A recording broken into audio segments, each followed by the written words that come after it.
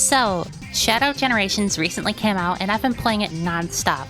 As someone whose favorite Sonic character is probably Shadow, I can't get enough of this game. And it's also a blast to speedrun. Like, oh my gosh, the chaos gliding thing is so much fun. But today what I'm going to be talking about is why I think this game is being so universally praised, despite kind of featuring some of the worst stages in Sonic history. Or, I guess, featuring reimaginings of some of the worst stages in Sonic history. I mean, okay, Space Colony Arc is supposed to kind of be a remake of Final Chase, which was kind of the worst stage in Sonic Adventure 2. Rail Canyon is a remake of Rail Canyon, which is one of the worst stages in Sonic Heroes. Chaos Island is criticized for being overabundantly 2D in a game that was kind of didn't need to have 2D sections in the open world. Like, it was, you know... I mean, like, all of these are kind of infamous examples of Sonic's past blunders, and they've all been brought back and used to create a game that's considered not just to be good, but by some people even better than the game that brought back several of the greatest Sonic levels of all time. So, how did this happen? I'm gonna get into it. While I do think 2011's Sonic Generations is a masterpiece, if I could criticize it for one thing, it'd be for not exactly feeling like an honest celebration of Sonic's past. Enjoy your future! It's gonna be great! All of these stages here are reimaginings of the series' greatest moments. And for the most part, a blind eye is turned towards the less fondly remembered aspects of the series. And while I don't necessarily think it's a deal breaker or even that big of a deal, I really always wanted to see more stuff like Crisis City, more reimaginings of stages that were nearly impossible to play initially, but had loads of potential in the level design and aesthetic. And, well, Shadow Generations is basically an entire game of that. Final Chase, Rail Canyon, Shadow's Kingdom Valley, Sunset Heights, and Chaos Island are all some of people's least favorite Sonic stages.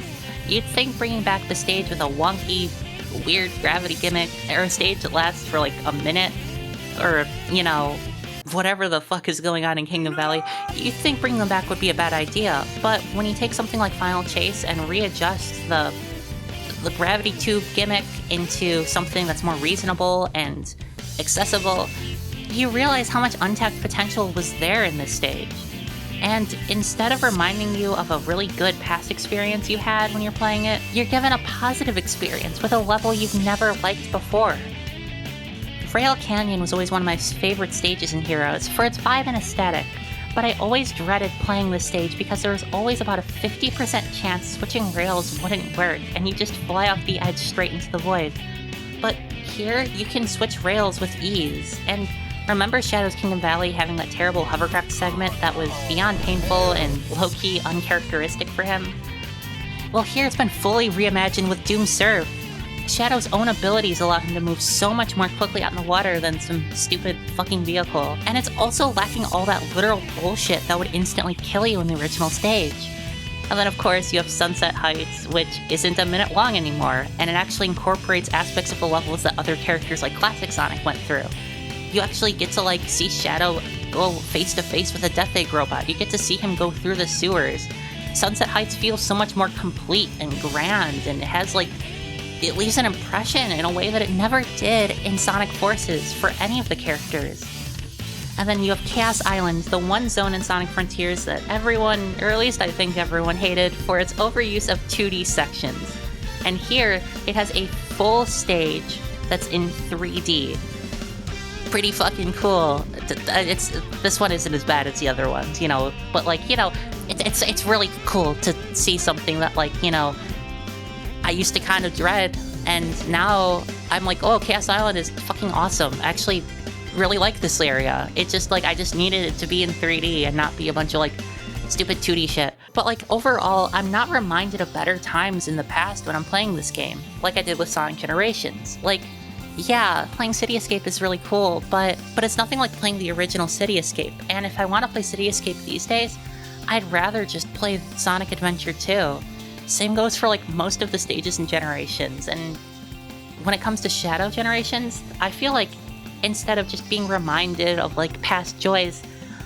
These stages quench a long overdue thirst I've had to see some of these areas again in a state where they're actually fun to play.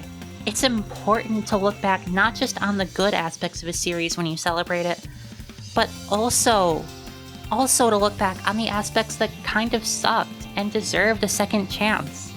Shadow got his name because a shadow points to the light, and that's exactly what these stages kind of do. They're the darkest points in Sonic's history, no doubt, but here they're properly highlighted for the good that was always present in them. Sonic 06's stages always had potential, as did Real Canyon and Heroes, and Chaos Island. Shadow Generation simply shows us that potential. It points us to the light in that darkness. And I think that's why the game is so good and so beloved, and, you know, everyone is playing this and being like, this is fucking awesome. It's so rewarding. It's such a joy to play. And it makes me realize, like, you really can't brush your flaws under the rug because they're what make you you. As much as, like, you know, it's hard to say, games like Sonic 06 and, you know, some awful levels in games like Heroes, Sonic Adventure 2, Sonic Frontiers, they're all what makes Sonic Sonic. And I think that it's important to reflect on those. The reason Sonic is a beloved series is because of the good and the bad. Like the yin and the yang, which initially inspired Sonic and Shadow's dynamic. For there to be darkness, there must be light, but for there to be light, there also must be darkness. I know this is getting, like, really, really fucking philosophical or whatever. I know it's not that deep. I know it's Sonic. I'm just having fun. Okay, don't be a fucking asshole. But I don't know. This game is bold. It's confident. It's not afraid to be what it is. Fearless, or whatever the marketing campaign was. I think it was fearless. I don't know. I think that boldness. I think that confidence. I think that fearlessness. That's what makes this game so fantastic.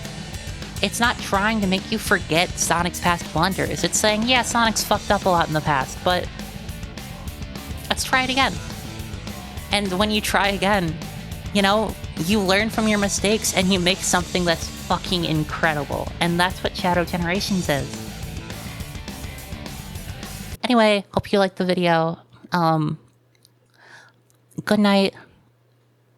I don't know why I said good night. What the fuck?